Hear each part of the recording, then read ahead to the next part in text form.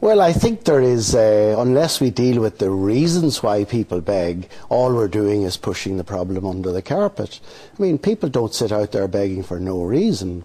They're doing it often because they have no other way of getting money. Some people who are homeless, who don't want to go into the emergency hostels, because the emergency hostels are dormitories and they find them intimidating and threatening places.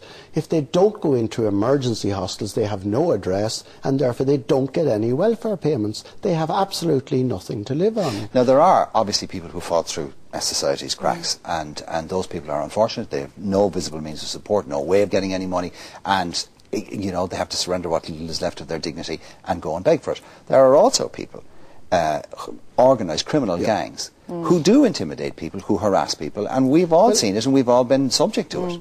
Yeah, and nobody wants to defend begging by those, and some people do beg because it's a lucrative source of income for them.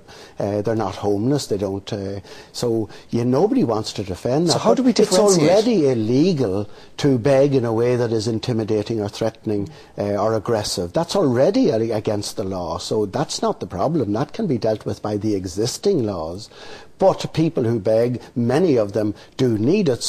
Many of them have a drug problem. I would have no problem stopping people begging if you could go up to somebody who's begging with a drug problem and say, we have a treatment program for you that you can start tomorrow.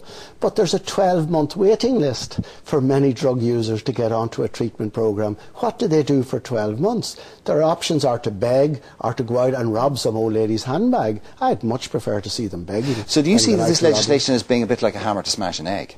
No, I see the government are deeply unpopular and they need something to raise their popularity. Legislation, and we've seen it with this government again and again and again, legislation is a cheap way of being seen to do something.